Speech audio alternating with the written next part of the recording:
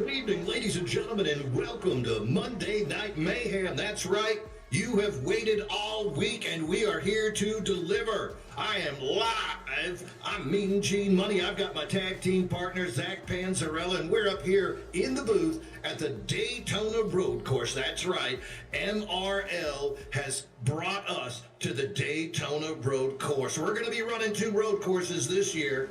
Week 8, we're doing Watkins Glen, but this week, Daytona Road Course. This track is so tough, it's never been on the schedule. What do you think, Zach? Is it going to be a little bit too much for these boys? As we look on screen and see Amato get loose and just absolutely drill the wall, yes, it will, Mean Gene. And it's qualifying starting right now. And this track is not your average road course. This is going to present a whole unique set of challenges, Mean Gene. Whether it be the high banked corners of Daytona that you have to handle during this track, and also the crazy chicanes and the heavy braking zones, and the very, very tight infield road course section. This track is full of challenges. Well, some of these boys actually have a little experience here, not in the next-gen cars, but a couple of them, little secret I'm going to let you in on, they have run it here at next-gen. But before we get into that, let's talk about what happened last week. Last week, we were at Auto Club, and we saw David Owens break a 31-race winless streak. That's right, David Owens has not been in victory lane since week 7 of season 2. It was so bad, Zach, he bailed on Gulf Coast Racing last year, signed up for the High Side Hustlers with Buddy Sully defending season 3 champ, and it only took him 3 weeks to get in victory lane. How about them apples? Yeah, that new team clearly already paying dividends for David Owens, already finding success last year. And like we said, it was so unusual to not see him find victory lane last season. As oh man, me and Gene, we're watching Kevin Kyle on screen right now, and he's just on his outlap right now, and we're already seeing how difficult this is. But yeah, me and Gene, David Owens starting off the season with a bang last week, and that was a big win for him in a very closely contested and tight race. And he likes road courses, so don't cut him out today. Yeah, they had a 12-lap shootout there at the end after a late caution. Tony Iverson started with the lead, and then he and Owens, even though they were on same tires, it looked like Owens just did a little bit better job saving his tires, had a clean pass on his teammate. Owens Iverson 1-2 for High Side Hustlers, and Andrew Bolander continues his assault on the Monday Night League. He took a 3rd place finish at Auto Club, and that helps him in the overall points as we continue to see Bolander making the best of his Monday night starts. Yeah, absolutely. Bolander has been fantastic this season, and so has Bollinger. The 2 names that rhyme have been great. But Mean Gene, if we're talking about today specifically, the guy on screen right now, Jared Kelly, that is who I have my eyes on. He is today's ringer. Yesterday, we were over at Sonoma in the BRL, and Jared Kelly was the only guy who had anything for our winner, who is essentially nearly an iRacing road pro. And Jared Kelly, I think with that, I mean, not newfound confidence, because this guy has all the confidence in the world at these type of tracks, decided to come over today and give today a shot. So what we're going to do here, Mean Gene, is a special edition of Zach on track, because I sure as hell I'm not going out there. This track is so difficult, so let's watch one of the best in the business do it from right inside the cockpit of Jared Kelly. What do you think? It's Gobo live in action here Monday night. So here we go on board with Kelly, and this is turn 1, Mean Gene, a very sharp turn, and look at that. Jared Kelly goes too deep into it. So this lap will now be a throwaway, and what you're probably going to see Jared Kelly do here, Mean Gene, is try to keep it clean for the rest of this lap. You have 10 minutes to get this done, but I believe only 2 laps. But we'll still go through this. I don't think Kelly's going to want to put too much heat in these tires now that this lap is essentially very much a throwaway, but that's definitely going to put a lot of pressure on him for that second lap, isn't it? Yeah, Jared Kelly, he's got experience also on this track. Remember, him and David Owens were part of a team that won that 24 Hours of Daytona just last year. So he's got a lot of experience on this track. Next gen, though, it's a different type of beast. But like you said yesterday, he dominated Sonoma. Yeah, we're going to be talking a lot about that 24 Hours of Daytona race, because while Jared Kelly and Owens teamed up to win it a year ago, the 24 Hours of Daytona this year in iRacing was last week. And I can name a handful of guys that participated in that race, specifically in GT3 cars, which I went and asked around the field, and all of them consistently told me, yes, the GT3 car is absolutely the closest to these next gens. that is the most valuable experience you could have gotten from that race. And man, Mean Gene, I can tell you right now, Hunter Hall and Alex Hillman were on a 2-car team in the 24 hours of Daytona, and they finished. So that is 12 hours each, guys. Whether or not they finished well, which they did well, but whether or not they won or not, that is 12 hours at this same configuration. That cannot hurt.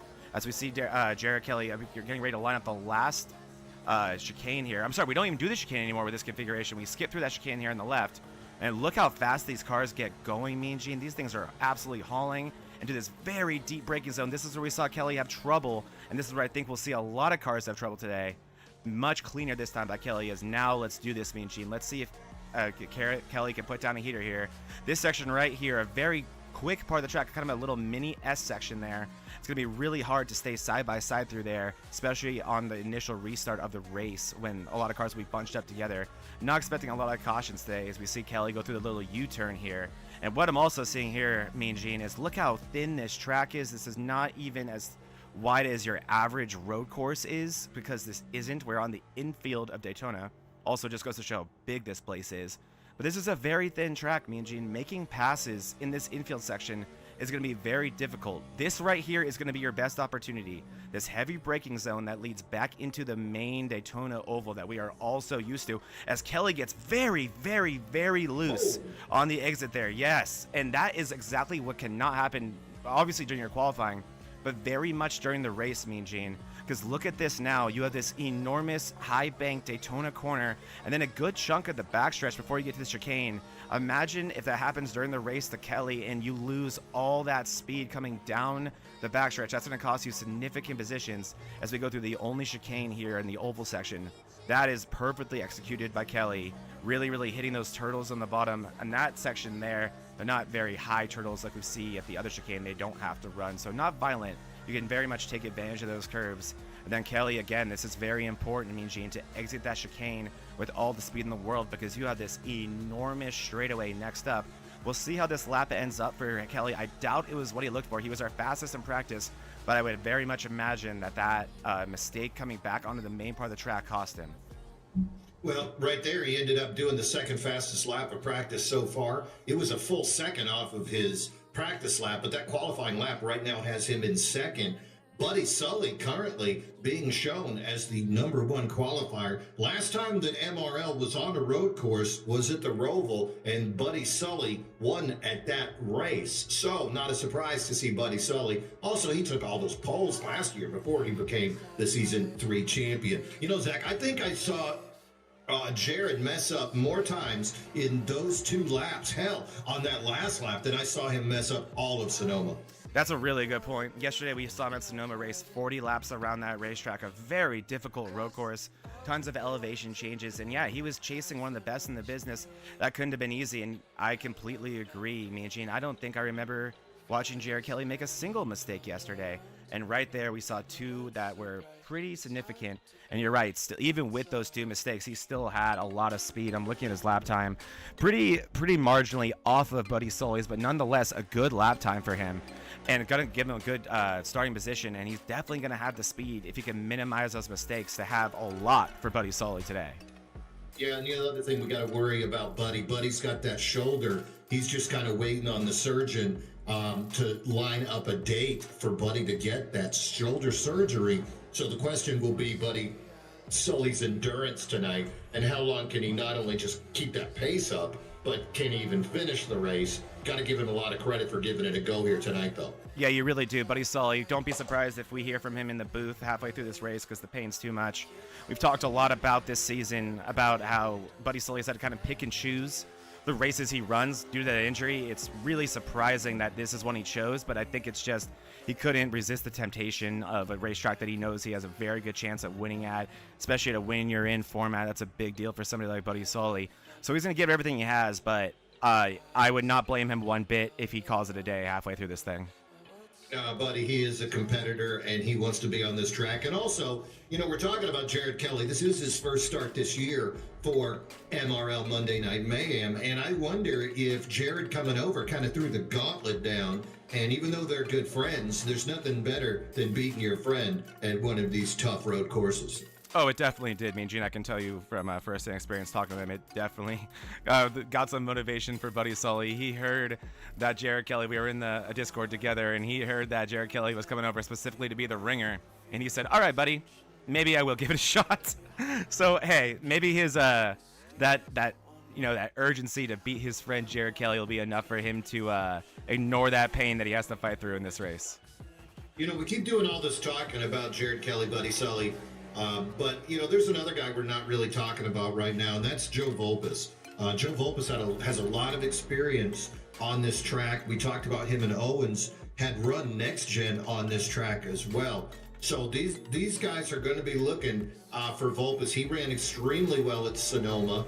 And I think today is going to be another example of Volpes coming through. I think him and Matt Novella are going to be a couple of guys we're going to need to look at. Right now, it looks like Novella's qualified fourth, Joe Volpes sixth. And then again, David Owens, he got 2.5 hours of practice. He put in 95 laps just last week in that 24-hour at Daytona. So he's going to be real familiar with when it's time to turn left and when it's time to turn right. Question is, will he know when it's time to brake and will he know when it's time to accelerate? And how about downshifting, Zach?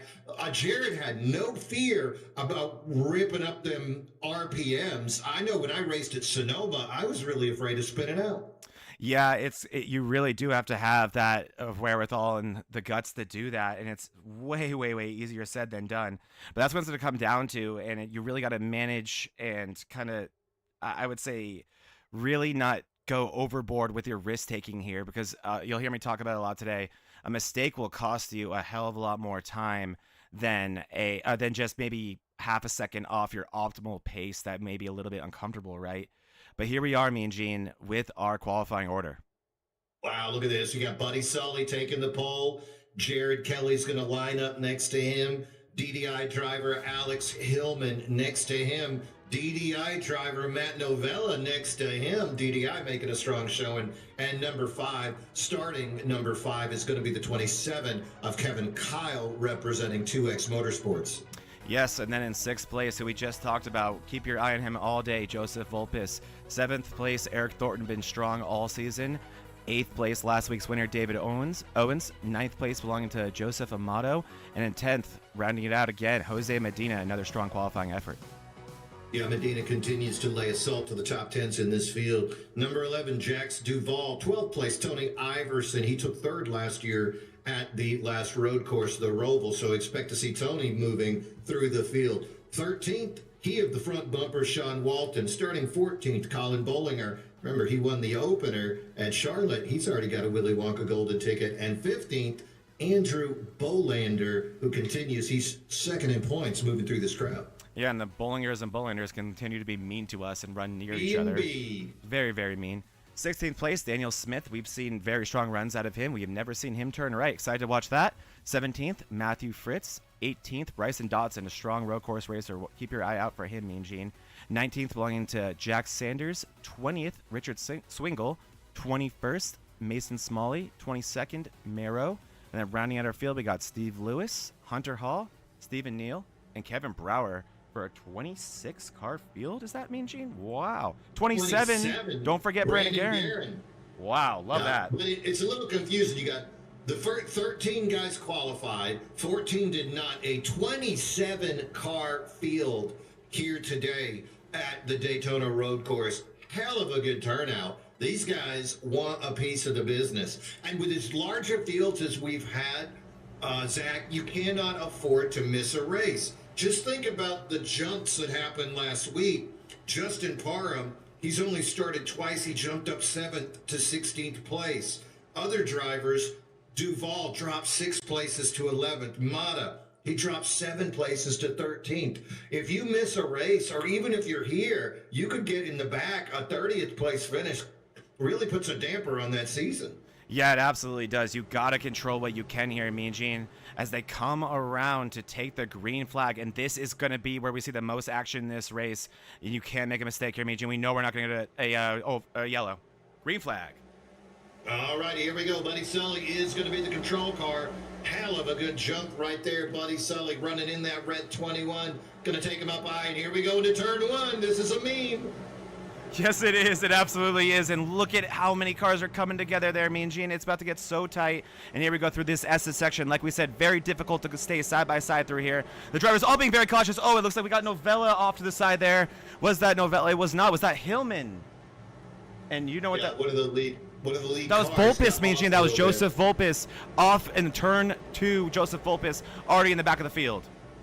Oh, not good. I see Bolander and Bollinger also running toward the back, having issues. Bolander already falling off the pace, so he's going to have a little bit of work to do if he wants to catch back up to the front. Up at the front, though, Buddy Sully starting to pull away. Looks like Alex Hillman has gotten by Jared Kelly, and then Kevin Kyle, also a great run at Sonoma yesterday. He's up in 4th, and Matt Novella 5th place. So teams might come into effect, might not, but right now you got to chase down that number 21 and Buddy Sully. You really do. And Buddy Sully had a brilliant jump there, and he got to take advantage of all the mayhem throughout the field. And look at this camera shot here, Mean Gene. Look at all the separation we're already seeing, and a lot of cars were involved in that first I guess section accident there, Mean Gene. I'm seeing Tony Iverson twice. We're gonna go through a lot of replays in the coming laps, but right now Buddy Sully leading the field, and Alex Hillman, like you said, doing a brilliant job of getting past Jared Kelly, putting him behind him. Alex Hillman already up to 2nd place. Yeah, we did see Jared Kelly have a few hiccups during his qualifying lap. Maybe he's just being a little bit cautious. But Hillman, he's always run strong in the trucks. No surprise to see him putting it here together for this early run with the next gen. Wide open racing. Other drivers of note right now. David Owens making his way through the crowd, running up in 7th. Brower in the pits. Daniel Smith up 6 spots, battling for 10th and 11th right now. Ooh, and the pits are having a little activity. They are. We got Brower in the pits. I have Bolander in last place, Mean Gene. A lot happened in that first lap. Okay, let's start to get through it, right? Let's hope that this field has calmed down a little. I don't think oh man, I feel nervous even looking yet. Here comes Tony Iverson trying to get around Steve Lewis. This is live right here. Yeah. Iverson had a lot of issues. That's exciting. To start this race, Mean Gene, and so he has a lot of ground to make up here, as it looks like he was in at least 2 incidents. From what I can see, that 13 car looks healthy, Mean Gene. Doesn't look too injured, but man, I saw his name pop up a lot in red on my software, which means you were in an incident. Yeah, you're getting a little piece of the business. Rubbing's fine. You can get away with that. But we could see already Bolander closing the gap. He's all the way up on Steve Lewis, trying to get by him. We're going to see a little bit of side-by-side right here. David Owens bringing it up on that banking, getting some good acceleration as he maintains that lead over Eric Thornton. And there are single file behind them. We saw Thornton get loose coming back onto the oval section of the track. We talked a lot about that, Mean Gene, and it cost him the space to David Owens and then some. Look at that behind us. Thornton not even close enough to Owens to make any real move through the chicane here, as we see Novella chasing down Kevin Kyle. Kevin Kyle yesterday over at Sonoma had a very strong run, and picking up where he left off today at the Daytona road course. Kevin Kyle, someone has always been a talented road course driver, but really has taken it to the next level here in 2025. Yeah, don't forget Kevin Kyle. He's already got a win. So he's punched his ticket to the championship round. So he's got nothing to do here but collect points for 2X Racing and put a little icing on that cake. Ooh, and he's side by side right there with Novella. That's some exciting stuff. Yeah, here goes Novella to the inside. Looks like Kyle's going to give it to him, and I like that from Kyle. It's not as exciting as we'd like on the broadcast, right? But it's the right way to get through a 30-lap race here at the Daytona Road Course. 30 laps is a lot of laps when you have about 15, 16 opportunities per lap to make a mistake at a very difficult road course. So Kevin Kyle racing the racetrack, not Matt Novella right now.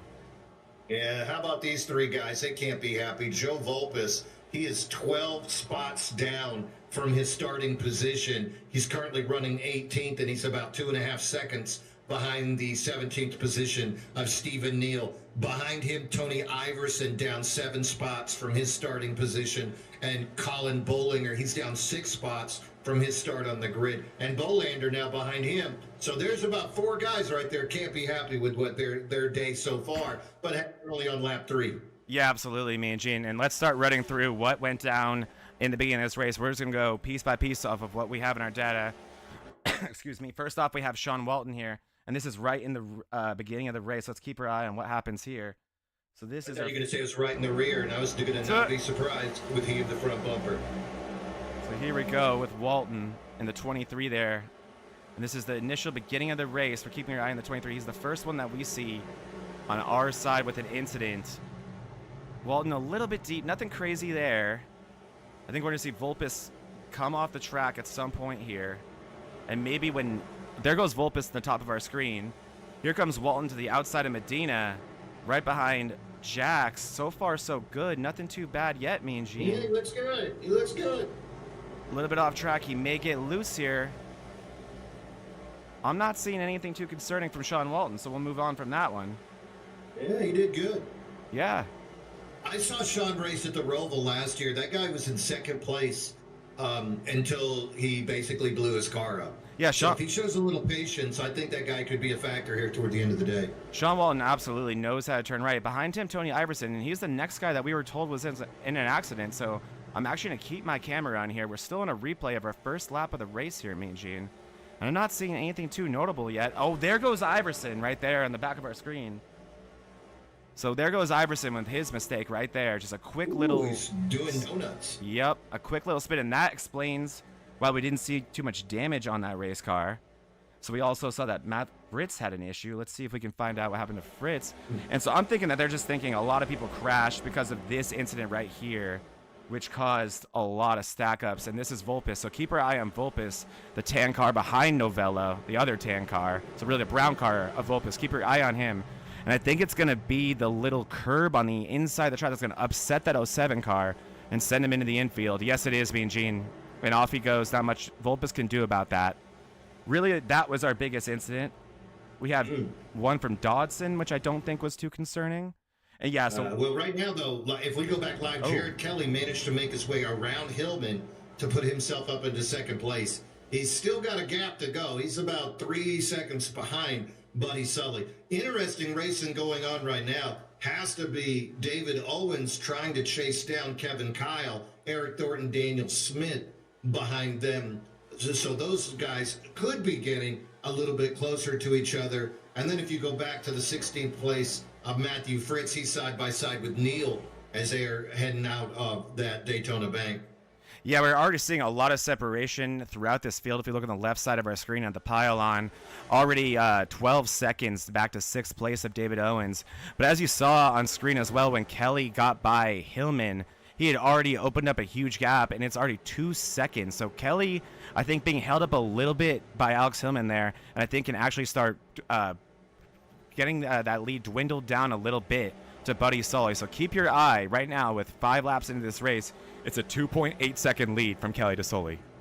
Yeah, well, Buddy Sully, the best lap he's run was a 1:47.18. Last lap, 1:47.44. So Jared's not making anything up on that one. Maybe next time. Yeah, exactly. We'll have to see, and that could have been the lap where he completed the pass on Hillman, which you know is going to slow you down.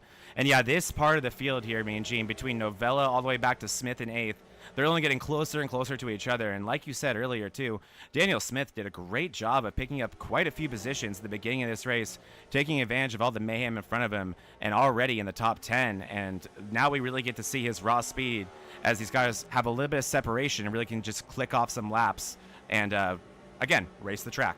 You're going to hear me say that a lot today. Smith is a gamer. We saw him running second place at Charlotte in the opener until a disconnect forced him to be the last car to finish on the lead lap. So Daniel Smith, he's running that beautiful 31 Pennzoil paint job right there. So he's looking to send it, but you might not want to send it in some of these tight turns. No, you really got to pick and choose your moments here, and it's also a lot about, Mean Gene, where on the track you're faster than your opponent. Oftentimes it's frustrating to where you're faster than them somewhere where there really aren't any passing zones, so you then have to kind of find out, okay, so I'm faster here. How do I back up this part of the track to where I can have a run during a passing zone? And look how different. Oh, Owen's off the track there, top of our screen. I was saying that Smith was running a pretty weird line. Looked like he was probably spooked about Owens off the track, not wanting to make contact with him. David Owens with a costly mistake there. That's going to bring him all the way back down to 8th place. Is Smith going to get a position that way, as is Thornton? Yeah, so these guys continuing to put in hard laps. Something we're going to see. Lap traffic going to be an issue. Kevin Brower right now is the only car being shown a lap down, but Steve Lewis is a minute 24 behind. These guys are running 1:47, so I think we're going to see that come into effect pretty soon. There's 5 guys that are about a minute, a little bit over a minute off the course. So those guys are going to become an issue. Right now, though, Sully, Kelly, Hillman, those three guys seem to be making it happen. And remember, there's not a caution for a stage break. We will be awarding the top 5 drivers points at that midway mark. We're running 30 laps today, so completion of lap 15 will award points, but there's no caution that's going to allow these guys to close the gap. And the drivers we're specifically talking about, Joe Volpe is stuck in 15th. He's got to do it the old-fashioned way. Colin Bollinger, he's back there in 17th. Andrew Bolander in 22nd. These guys have got to figure out a different way to make up that gap, and it might be tires. But do you need tires? I saw plenty of guys run the same set of tires at Sonoma. How about here? You think that banking makes it essential?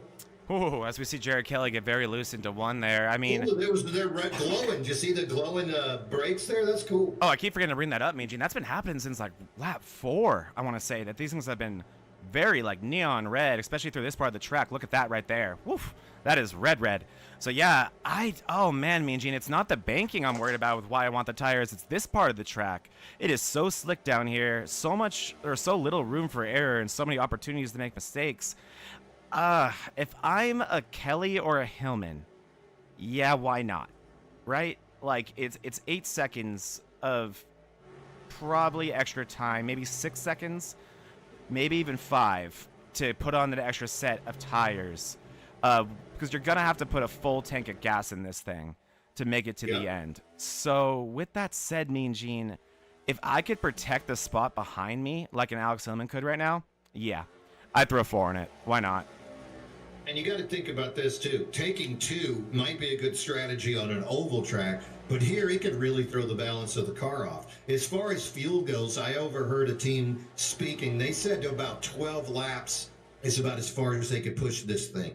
Yeah, I would agree with that, Mean Gene. So that also is going to complicate situations here as we're looking at a replay of Mason Smalley here.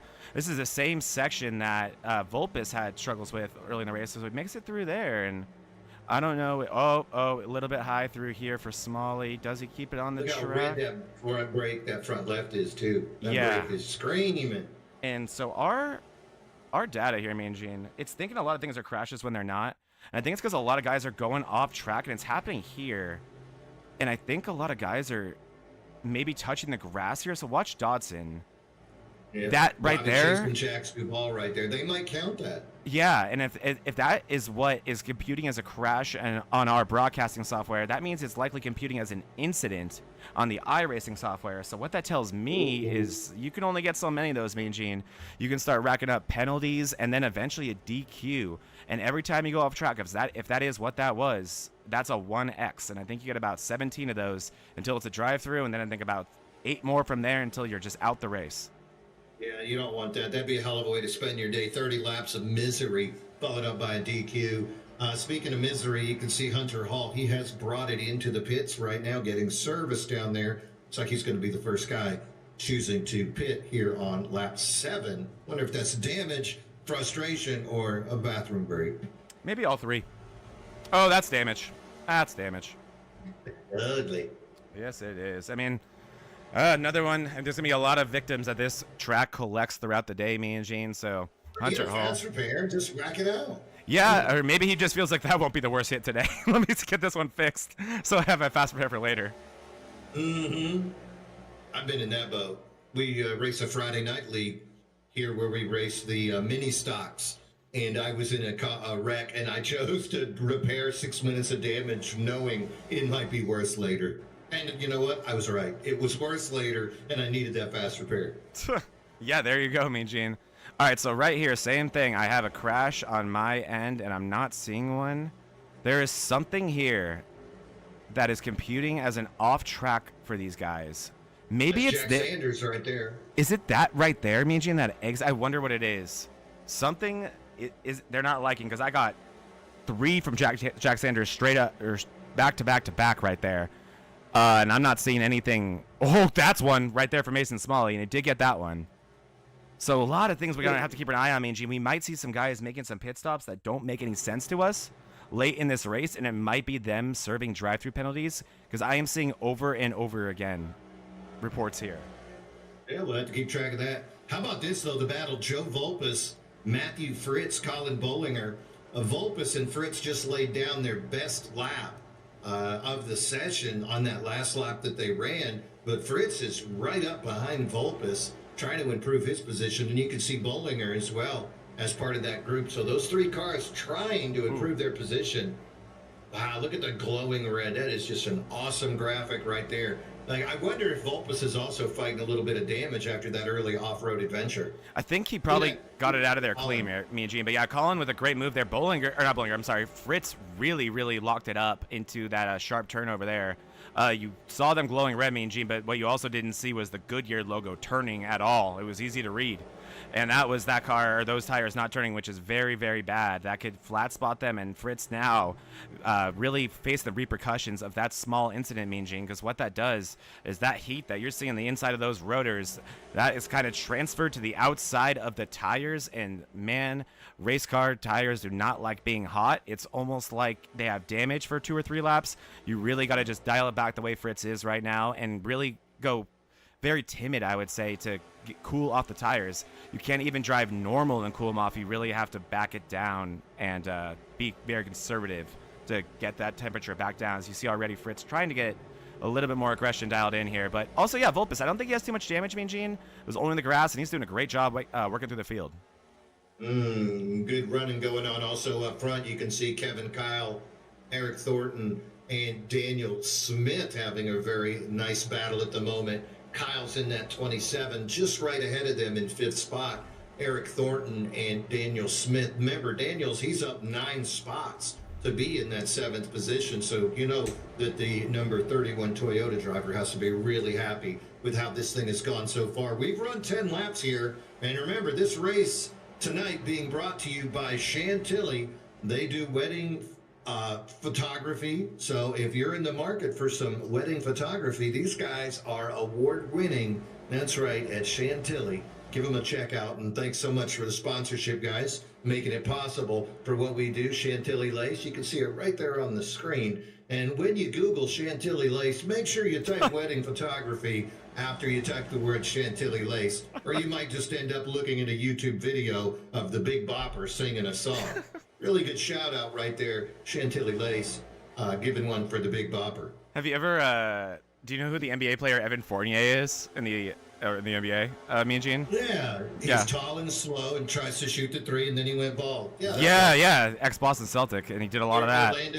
Celtic and Orlando Magic guy. Exactly. Do you know what his nickname is? Big Bopper? It's never Google. Fournier is a term that, by the way, guys, do not Google that. But yeah.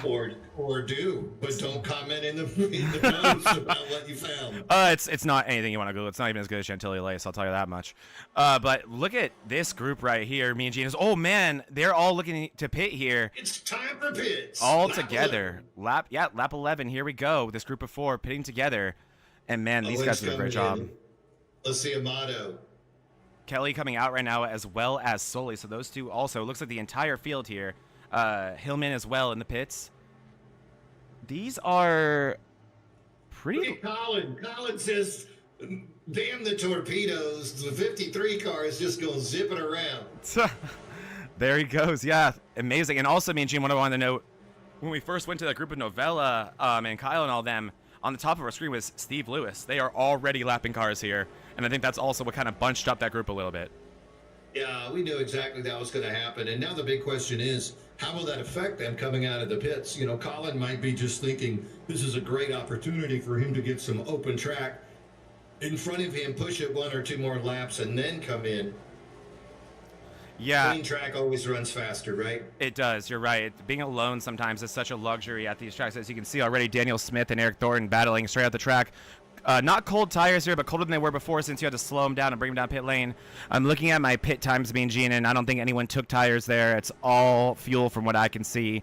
If there will be any tire taking, it'll be later in this race. But I think if you're someone like Daniel Smith, quite the opposite of a Hillman, you don't have that trap position. And there he goes, the inside of Eric Thornton. Eric Thornton a little bit off the pace there, Mean Gene, is now Walton behind him trying to take advantage of that. I don't know if Thornton got loose on the exit of the corner and just felt like it wasn't worth fighting for, as now he is trying to fight back a little bit, but nonetheless, Daniel Smith picks up another position.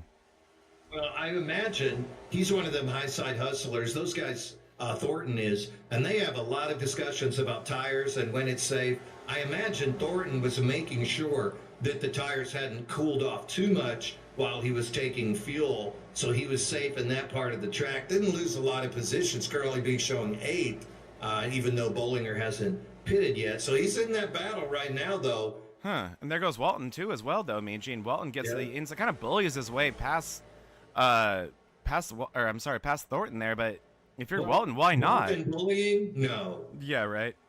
But I mean, even for Walton, I don't blame him there. There's a reason I got a number 23 hat over here next to me. Look at this, Mean Gene. Daniel Smith bringing it back down the pits. Uh-oh. Uh-oh, that might be a penalty. That may be one. That's his second pit stop. Uh-oh. Bollinger now does bring it down for a scheduled pit stop, but this certainly is not one for the 31. And the one of Thornton's coming in, too. What is going on, Mean Gene? They must have been speeding. Maybe that's why Thornton didn't feel a big sense of urgency to make or to defend a position. Louis. Wow. So this is Louis making an appearance. This is a big moment. Lewis exiting here. Wow, Daniel Smith still in the pits, Mean Gene. He took tires initially, maybe a why not type of situation. Is this a hold? What is going on? Andrew Bolander now making his way down into the pits as well. Oh, that's Bollinger. Oh, God. So what? Look at the two Pennzoil cars right there. Yes, sir. Side by side. That is Bollander's second as well, Mean Gene. But that was a quicker one. Definitely a stop and go. That was a very quick one, right? Daniel Smith has not left the pits yet. There he goes.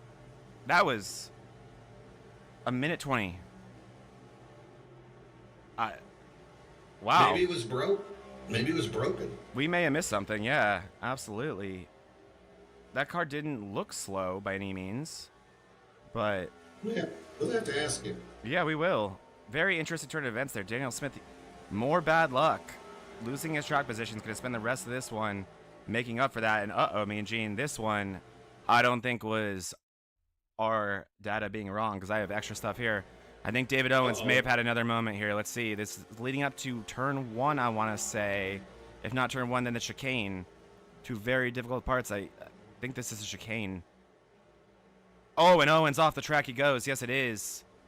Oh, he's still Owen. Look at him. But he does prevent hitting anything. He's going off the track. Very nice.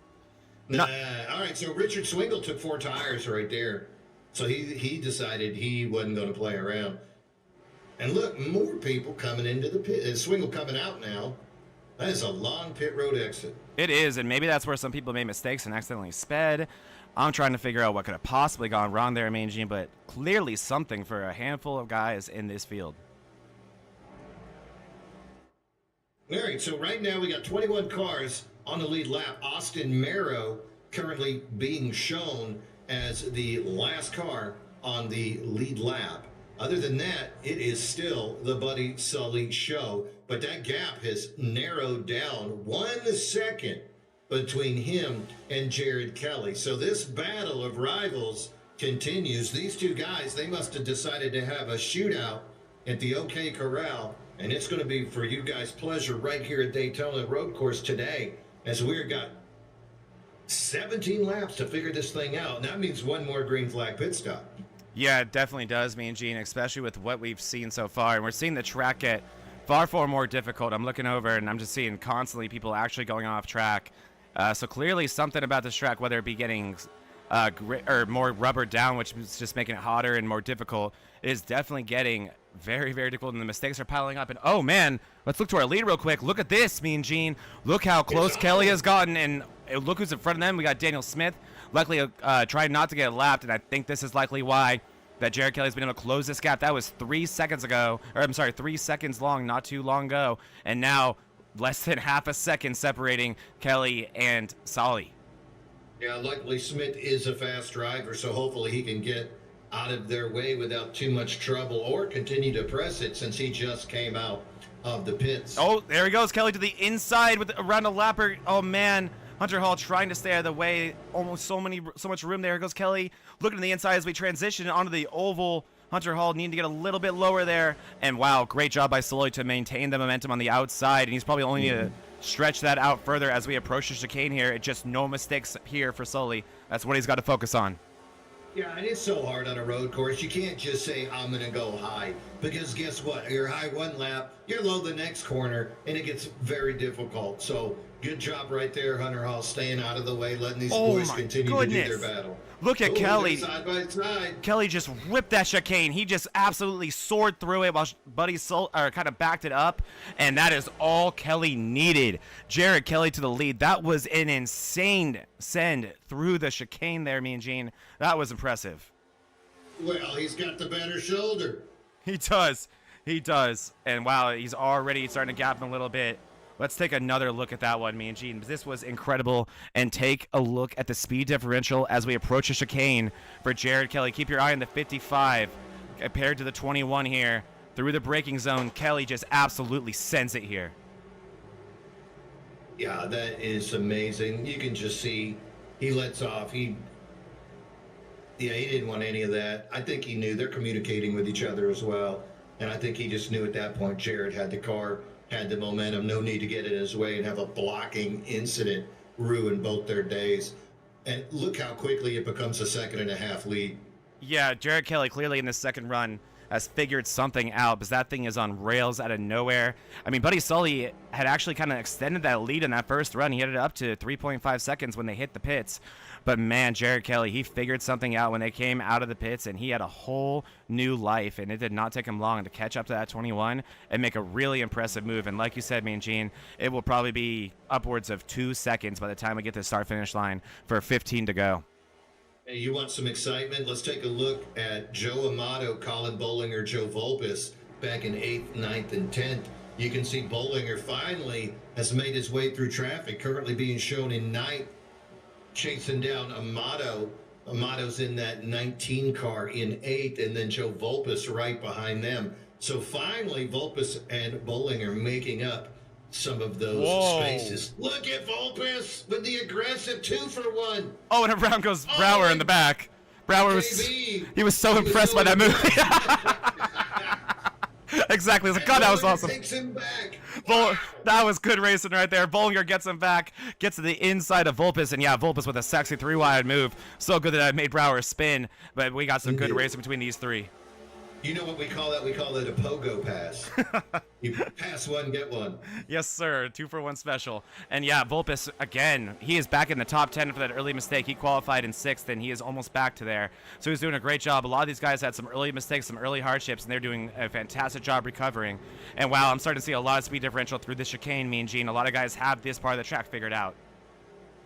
Yeah. Other guys that is trying to make it back up. You can see Volpis loses his exit, though. Look at that. Volpis loses his exit. Yeah, Joe Amato, he didn't actually race in those 24-hour Daytona races, but he was the technical guy. He was doing the math equations for him and talking about fuel strategy, and he was the crew chief that brought them to that win 2 years ago. So he's got a lot of experience. Oh, here, watch out, Joe! Watch out! On the wheel. Where's Joe going? Oh, I know. Did he think we were on the oval for a second? Tell you what, he still had good momentum coming back on. Yeah, it was all calculated. Because, yeah, look at this run that Joe Volpis has through the S's. Oh, wow, great job by Amato. Trying to cover up the bottom. Volpis read that, and he takes advantage of it. Great job by Volpis. Oh, what a great... And look at the crossover. And now on the outside, he'll have the inside coming in. Yes, he will, and Volpis going to try to defend the best they can here. And really what I'm seeing here, Mean Gene, a lot of guys backing up their corners behind the guy in front of them saying, you go ahead and oversend it. I'm going to try to make you nervous enough to do that. There it is right there from Amato, and you take advantage of it. Amato a little bit greedy there on the exit, and that's all Volpis needs to get enough distance he needs to really be able to arc this corner the way he wants to and not have to run an unfavorable line like we saw Amato have to do to make this whole thing possible. Amato had to enter that corner so low, not wanting to give Volpis that line, and that cost him. I'll tell you what, it cost both of them, because while they were doing that, Colin Bollinger had a lap that was 3 seconds faster than them, and he's already pulled 3.5 seconds ahead. So Bollinger in 8th spot pulls away, leaving Volpis and Amato to try to figure this out in the Battle of Joes. Yeah, definitely. It's really amazing how quickly The times will stack up at a track like this. 3 seconds is nothing to sneeze at. That is a substantial amount of time, and it's going to be really hard for Volpes or Amato to get back to that 56 of Bollinger, or I'm sorry, that 53 of Bollinger. So yeah, definitely, man, it can cost you so much so quick to battle for position out here. Yeah, people trying to close in on each other. You got Matthew Fritz, he's running 11th, and you can see Jose Medina's cut that gap down to a second and a half. Fritz, though, still putting down good laps. Medina's going to have his work cut out for him if he's going to close that gap. Currently, after Smith, he managed to stay on that lead lap. Good driving by Daniel Smith. 17 cars on the lead lap. This is our replay right here. Bollinger brought it to the pits after this incident, Mean Gene, and also wanted to go drive the oval instead. And that, while not a big damaging situation, likely enough for Bollinger to say, I'm calling this a day. I tried my best. Yeah, speaking of, looks like Bobby Dodson and Brandon Guerin have both parked their cars. So we're going to lose the 57 of Brandon Guerin and the 32 Chevrolet of Bobby Dodson. So 2 men have fallen to the attrition of the Daytona road course. Very painful. Yeah, I mean, Gene, and also a lot of mixing it up here between Kyle and Walton. Walton has done a masterful job of working through the field today. He's all the way up to 6th place. We know there's no love lost between this 23 and this 27. Man, so I am very curious to see if these two get close together and how that's going to unfold at a track like this. But Walton has a lot of speed, Mean Gene. He has been really impressive today. Like you said, he knows how to run fast at these tracks, and he's had a very calculated and really, especially for him, patient drive through the field today. And he is reaping the rewards right now in 6th place, closing in on Kevin Kyle, and we are going to keep our eye on this one as they get closer. Oh, and we're a little late on this shout out, but I want to congratulate Jared Kelly on taking that halfway point victory. Jared Kelly, he ended up taking first there. Kyle misses that corner a little bit there, Mean Gene. Sean Walton is catching up in a hurry to Kevin Kyle. But congratulations to Kelly, and then our top 5 for that stage being the same as it is right now, which is Kelly, Solly, Hillman, Novella, and Kyle. So a lot of those guys, those stage points being important, Kelly kind of playing as our spoiler, as the ringer, and taking that stage win, Mean Gene. Yeah, that guy came in like a wrecking ball. Isn't that what you're saying? So came in like a wrecking ball? Yeah, that's what the cool kids say. No cap. We should start using that language.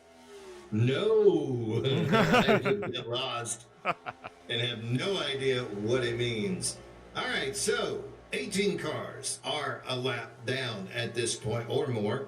Andrew Bolander is still in the garage, but he is not willing to give it up. He's still getting repairs done. Kevin Brower, now the number 9, has gone ahead and parked it as well. So they're spread out, but currently top 5 got Kelly, Sully, Alex Hillman, Matt Novella, Kevin Kyle. And next 5, 6th place Sean Walton, Owens in 7th, Colin Bollinger 8, Joe Volpes making his way up to 9, and Matthew Fritz up 7 spots, currently running 10th, but he's got an angry Joe Amato trying to chase him down. Here we go, Mean Gene. Sean Walton with a run on Kevin Kyle. Oh boy, get ready for fireworks. These guys got history. No love lost here, and Kyle oversends it. Oh, he pulls a Harvick. At least he doesn't go into the tire barrier, but he absolutely oversends it. There was no contact, as I guess that was Hunter Hall. They're just trying to make our good friend Kevin Kyle feel better there. All I saw was a zip across the stream. That was Hunter Hall, I believe. Let's see. Yep, there he is. Hi, Hunter. Wow. That's how you get camera time. So, the fear, Sean Walton cast a fear spell. Yes, and he did. It affected Kevin Kyle, taking him out. Kevin Kyle now, though, because of the craziness, is still in 8th, but he's got Joe Volpes hunting him down now. These two men are very familiar with each other on road courses. So, Kyle goes from 5th to 8th, losing positions to Walton, Owens, and Colin Bollinger. Yeah, man, Gene, let's just see how quickly that could happen from the cockpit of Kevin Kyle.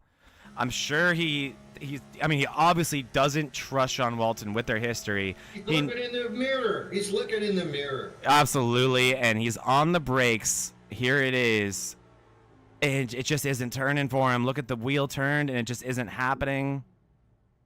I mean, we are on lap 19, and he didn't take tires. So it's almost time for fuel. Perhaps we will see guys. Maybe that is the illusion that we need to show us that tires will be necessary on this second and final pit stop. Yes, and that should be coming within the next 1 or 2 laps. So we should start seeing guys like Kelly and Sully bring it down. Coming back to our leaders real quick, Buddy Sully doing a good job of not letting Kelly really get away from him. We saw Kelly quickly open up a pretty big lead when they completed that pass, up to about 2 seconds, Mean Gene.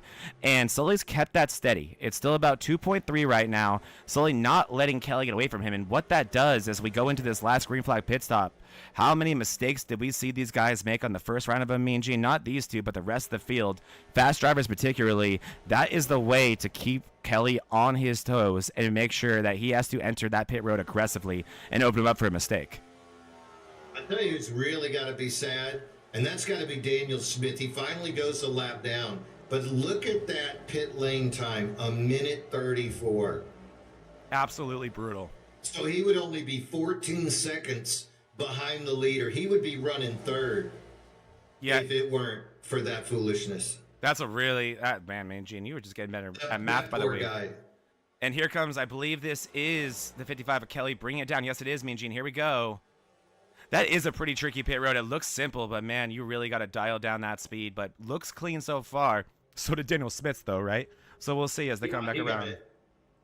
And there's Sully right behind him. So here we go, Mean Gene. And what we're looking at, obviously, here is does that car jack up on the left or the right? Do they want tires here? Or is this track position just too much to give up? Do you just take a splash and go here? In the first 2 stalls from our best 2 qualifiers, I'm seeing just fuel for the 55 of Kelly and just fuel for the 21 of Sully. They're risking the biscuit. Got to risk it for the biscuit, right? It matters if it's a buttermilk biscuit or not. No matter what, it takes some risk to get it. Yeah, and you don't want it too flaky neither, I'm just saying. You do not. There is Hillman in the pits as well, and Hillman is taking tires, Mean Gene, and he is someone who I brought up earlier in this race as why not. Who knows, Mean Gene? Maybe they will matter enough for him to somehow have a chance at the cars in front of him, but at the very least, it gives you that security to have a fresh set of tires, but there's that track position. Look at that. Matt Novella right behind him there did not take tires. He only took fuel, and it did give up all of that time. He kept third place, but right behind him now is Matt Novella and Alex Hillman. Mean Gene, while those are newer tires, they are far colder. So these first 2 laps are going to be very difficult for that 08 of Hillman. Yep, that's where it gets crazy. And meanwhile, guess who didn't pit with the crew again? That's Colin Bollinger. He's going to go ahead and ride it around 1 extra time just because he can. I don't even think Bollinger inherited the lead there, Mean Gene. Oh no. Wait, why do I have Kelly in the pits on my thing? Oh, thank God he's not. I was so scared for a sec. No, he must have been a replay. No, he's out there dominating. It put that evil on us. 1.84, getting smaller. It is, and why does it say pit? Don't like that. But at the same time, yeah, Colin Bollinger not even inheriting the lead there. That's how big the gap that Kelly and Sully have created on the rest of this field is. So forget anything I said about Hillman's tires mattering. That's just too big of a deficit to make up for. These two have just been the class of the field, and you see this happen all too often at road courses. It's not a bad thing. It's cool to see that level of dominance, Mean Gene, as Jared Kelly and Buddy Sully around the pits, not pitting again, no penalties. Nope. These guys are just putting on a show as the other cars now will rotate around, and then we'll give you an update on their position. We're at lap 22, racing to lap 30, and we cannot wait. These are the last round of scheduled pit stops for our drivers tonight. And I'll go ahead and take this opportunity to give a shout out to our sponsor, Chantilly Lace. That's right, Chantilly Lace. These are the guys that take pictures that you will remember forever. Award-winning Chantilly Lace, as they have won regional and national awards for the quality of their photos. So if you're looking at getting a wedding, a bar mitzvah, or any other kind of event that you'd like to memorialize through still photography and video, Chantilly Lace, those are your guys. Thanks, guys, for helping us make tonight a magic night. Yeah, Chantilly Lace, an amazing sponsor, and yeah, just took home 3 awards from the Knot, which I just recently learned this, me and Gene, because I'm getting married in a couple months. That's one of the biggest wedding websites, if not the biggest in the world. So that is nothing. That is not a huge deal to take home awards for the best wedding photography, the best event atmosphere, and that was not the first time that company has done that. They've done it year after year. Their website is full of accolades and awards. It looks like a trophy case that belongs to somebody like David Owens. And it's very, very fortunate for us to have a sponsor like Chantilly Lace. So thank you to them. And like me and Gene said, they are people who can be absolutely trusted with the biggest moments of your life. I wish they were over here in California because I would be giving them my money to document my wedding.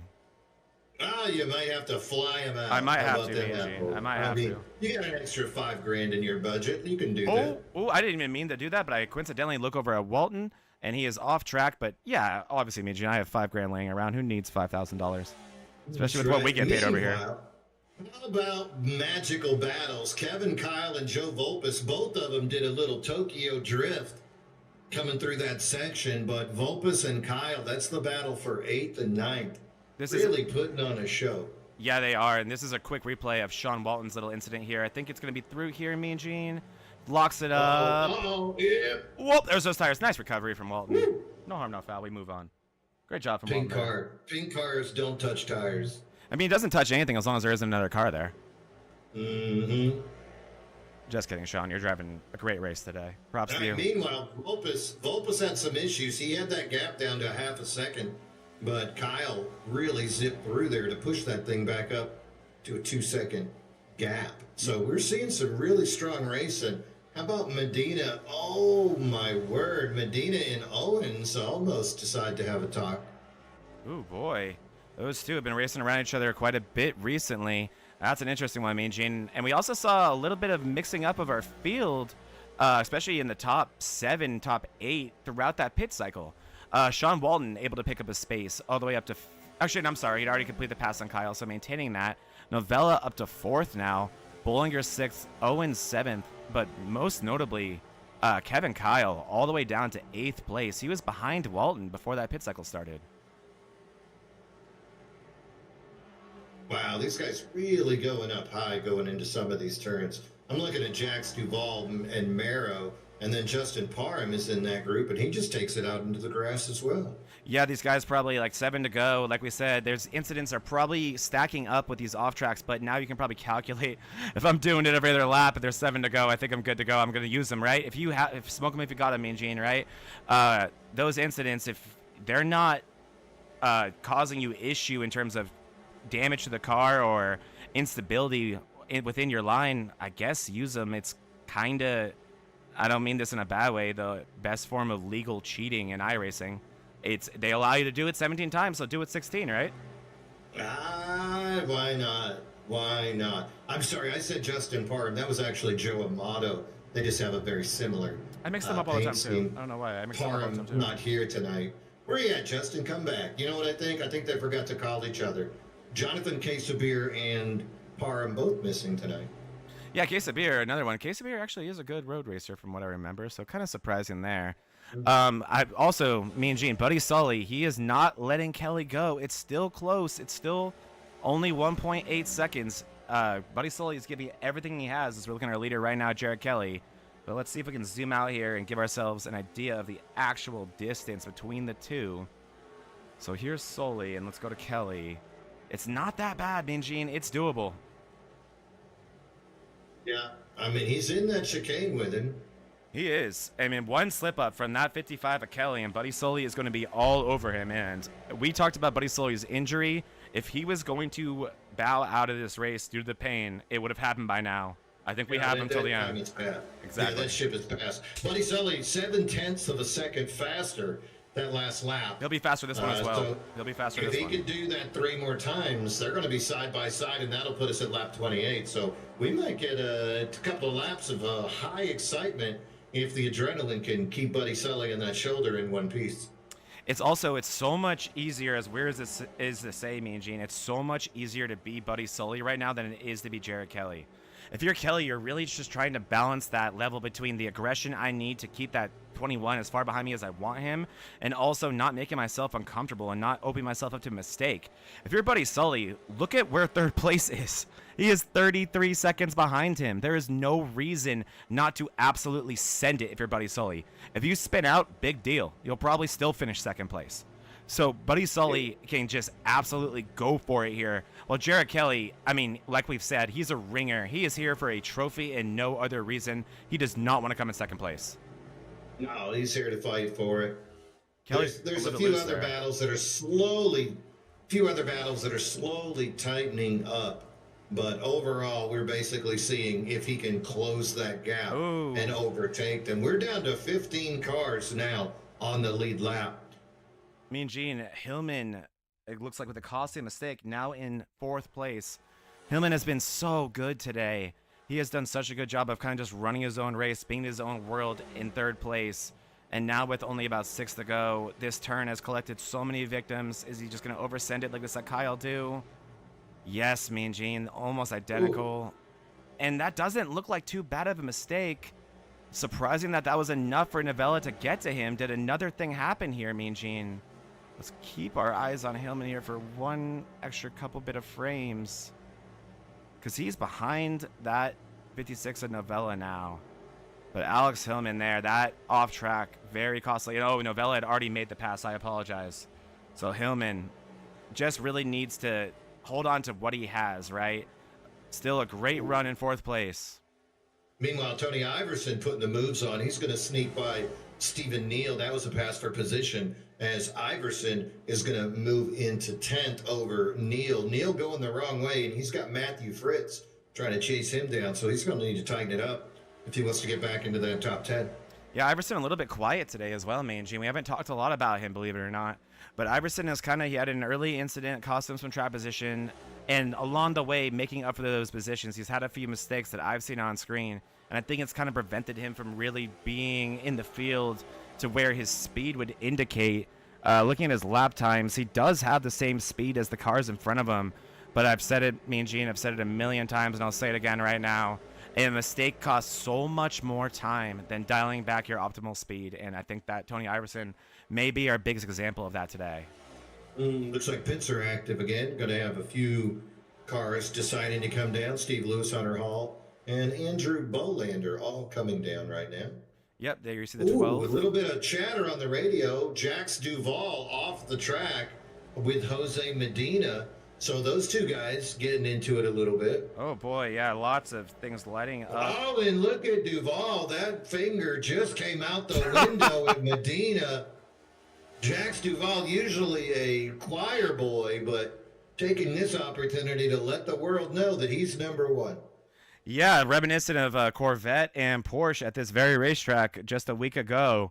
A one-finger salute as, okay, it looks like here with Medina, this is a replay here, folks, already having damage here, Mean Gene. That front fender, I saw a piece of that Pacifico car go flying across the track, and there you go on the left side there. That is no longer there. So I'm curious as to how these two could have possibly gotten back together. As Medina always locked up. Mean Gene, look at that car. It's not slowing down at all. Oh, and then yeah, it looks like he went straight into Duvall there. Again and again, they went into it. Wow. Mm-hmm. Big incident. Mm-hmm. And that was right in front of our leaders, Mean Gene. That's exciting. Unbelievable. That means 13 cars are now on the lead lap.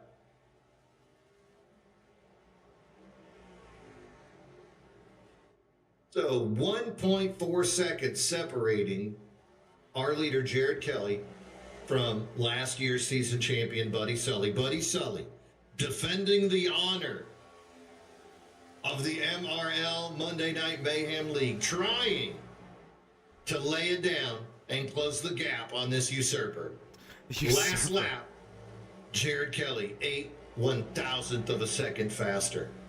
Yes, Mean Gene, but These boys are laying it down. It's getting overall smaller, though. The lead is. Buddy Sully, it's almost down to a second flat, Mean Gene. So while last second was only a 10th, and Kelly was the faster one overall, Sully is dwindling down that lead. This will be a faster lap from the 21 of Buddy. 4 to go. It's enough time in theory, but Buddy Sully, he has to go full send here. Full send? That's not what you want to do in the S. So, no. Look how clean he gets around that lap driver, Joe Amato, just kind of letting him go by. Amato's going to go down, and that means now there's only 12 cars on the lead lap, and more importantly, a second and a half is separating our leader, Jared Kelly, from Buddy Sully. After that, look at that gap, 40 seconds all the way back to Novella, 43 to Hillman, and a full minute back to the 5th place car of Sean Walton. Look at this, Mean Gene. We are currently on board with Buddy Sully, and he is driving so hard. The way he is going through the high-speed sections of this track is unbelievable to see. Just listen to this race car and how much he's asking out of it. He is going for it, Mean Gene. And that is the 55 of Kelly in front of him. It's a 1.4 second deficit on our pylon, but man, look how close that looks if you're in the race car, that 21. You can see him. I'll tell you what, I'm looking at lap times. Did you know in Bollinger, he just ran 1/10 of a second slower than the leader. Colin just passed Sean Walton, but he's 17 seconds behind Alex Hillman. But Colin pushing his way up into 5th. Good recovery from late shenanigans as he's running as fast as those leaders. 1.37 seconds, 2 laps. What are the odds? Oh, man, Mean Gene, I'm going to say 50-50 because it's really in the hands of the 55 of Kelly right now if he can get this done. But, oh, man, Buddy Sully's giving him all the pressure in the world. That cannot be a comfortable place to be. 2 to go this time around, Mean Gene. And, yeah, these two really only have themselves to worry about. Clean track in front of them, which I'm sure is what the 55 of Kelly wants to see. And if you're Buddy Sully, just don't make a mistake this lap. Maybe Kelly will. I know he wants to, oversend it and give it everything he has, but at the same time, don't take away your opportunity. 1 lap to go. Yeah, 1.6, 106,000 of a second faster, Jared Kelly that time. Buddy Sully trying to catch him. You got to imagine that shoulder is just screaming right now for Buddy Sully as he's having to go left and right. You can see the brakes just lighting up as they are going through these turn sequences. Even worse, Mean Gene, what if he doesn't feel it right now? Oh my God, he's going to be in so much pain when this race is over. But maybe it'll be worth it. Nonetheless, Buddy Sully, once he has the shoulder situated, he wants to race for points this year. He wants to defend that championship. So this is a second place, at the very worst, likely. So still a very good run from him as Jared Kelly. He has just been great. And after last night in the Bonfire Race League, Mean Gene, we called that race. Kelly had to have been frustrated, having something for one of the best on the planet and not being able to get it done, and really coming back down here with that confidence that I'm sure he had after Sonoma and just absolutely executing so far. And he is stretching out that lead. Buddy Sully might be accepting his fate right now. Yep. Meanwhile, we got a little bit of action a little bit further back in the field, 7th place. You can see Kevin, Kyle, Joe Volpus, David Owens. Those 3 cars all bunched up together. Kevin Kyle yesterday, Mean Gene. Does this look familiar? No, don't pit maneuver anybody this time. Kevin Kyle having to deal with something very, very similar yesterday at Sonoma. With similar race cars, I believe Volpus was in that group too. Oh, these guys. Volpus locking it up. Giving it everything they have here. Look at them. Almost all of them nearly missing the corner there. Oh, man. Owens crazy loose on exit. He tried to take advantage of the inside. He saw the window open up. He wanted it, and he just gave it a little bit too much throttle there. Up front, we are still looking at that gap of 1.76 seconds. Jared Kelly laying it down the law as he maintains that lead, expecting him, unless something happens, that he would take it home. We're on lap 30. Oh, a little bit of an excitement with the 26. Yeah, that doesn't help, does it? And Smalley's still going. It looks like he's in the grass. His hood is flapping. He looks like something off of a Cars cartoon. Rough day for the 26, even though he's being shown in 18th place. Meanwhile, Jared Kelly continuing here on lap 30, laying it down. He's going around that high bank Daytona turn. Got a nice lead of 1.13 seconds. That's as close as we've seen it It's getting a little closer, maybe. This would be the only chance Mean Gene, and he'd have to really go for it. Buddy Sully just not that type of driver in a good way. I mean that as a compliment. Yeah, going through the chicane, looking smooth. Back up onto that last piece of bank turn. The 55 Ford of Jared Kelly looks like he is going to bring this thing home.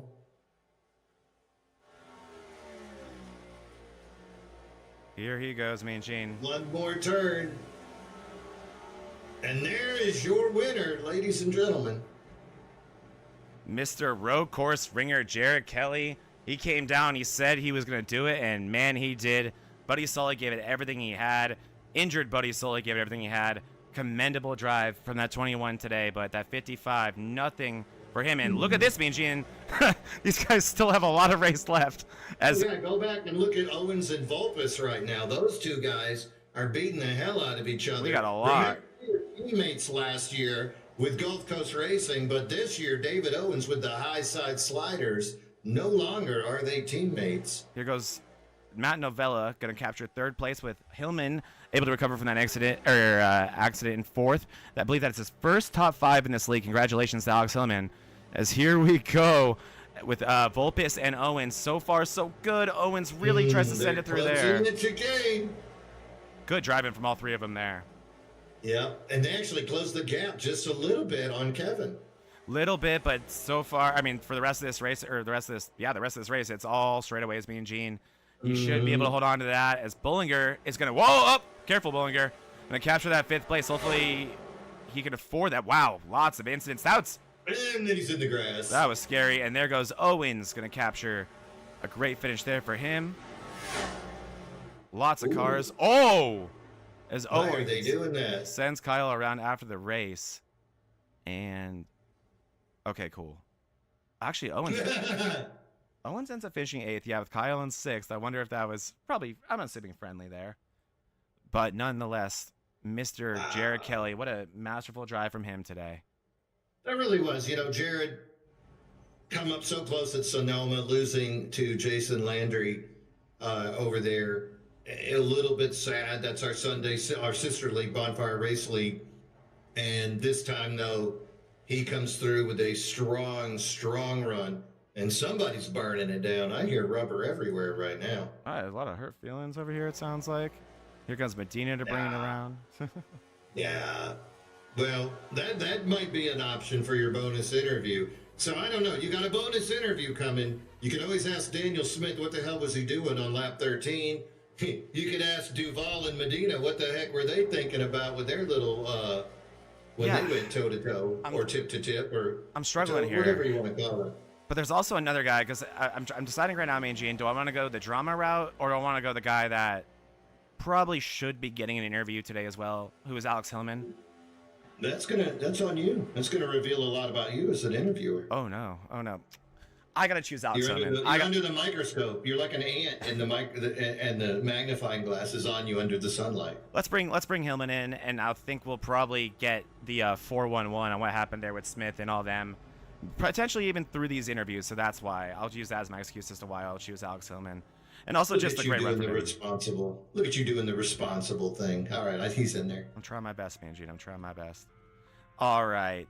Let's see here. Let me pull. I got him. Go for it. All right, Alex, I got you here. Yep. All right, man. I'm sure you're a little bit frustrated right now because you had a podium run going all day, and I know that was the road course race that you had been waiting for virtually all season. But nonetheless, you were able to recover for that 4th place. We didn't see the pass from Novella that cost you 3rd, but we did see an off track shortly afterwards. But overall, take me through your day today and what it was like, and also for you especially. You got to spend a lot of time alone there with the 55 and the 21, just the class of the field. Yeah, beginning the race, I realized that me running 147s is a good way for me to spin out and lose the podium spot. So I was like, y'all go have fun. I'm lapping a second faster than everybody else, so I'll keep P3. Yeah, I just kind of focused on my race, hit my brake marks, made a few mistakes, and then got stopped by a lap car that made me go off track, and that's when Novella passed me. Gotcha.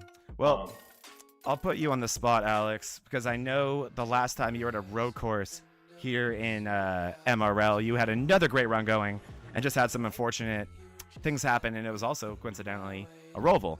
So how much was that on your mind today as you went through this one, especially again with a great run, great qualifying, able to get past Kelly in the beginning of the race, hold him off for a little bit, and then have a lot of space behind you? Was your mindset a lot of, let me maintain this track position, or were you looking at the win? What were you thinking today, and how much, honestly, I got to know, was that last year roval, I guess, incident on your mind today? Oh, it's been on my mind since they released the schedule. I saw this and was, all right, we got to make up from last year because I think I qualified P5 or something, first caution, got to P3, and then hit a bump in the road, spun the car around, ended my race. So I've been practicing for this ever since the day after the 24-hour ended. I started practicing for this race. Yeah, and that actually leads me to my last question with you, and I'm so curious about this because we brought this up early in the race. You were one of the few guys in the field who just ran the 24. And I know it didn't go the way you wanted, but nonetheless, you still had hours and hours of practice and hours on the track, and it rained. So not only was that, or how beneficial was that, or did you feel that, and did you also, I guess, were you mindful of when you chose the GT3? Because I know you drove a GT3 in that race. Did you do that for the next gen, or do you just enjoy the GT3? And did you feel that in terms of like, I'm glad I chose that, and that's the car that's really going to benefit me in this type of situation? Now, I typically drive GT3s, what I'm pretty good at, but it helped me learn where you can and where the lines are, because I viewed how I learned the next gen was it's just a boat.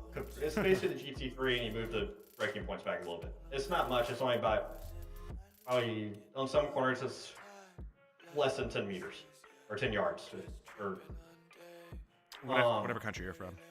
Yeah. But yeah, I practiced a lot for the 24. Then the weekend before I won the 6 hour. Oh right.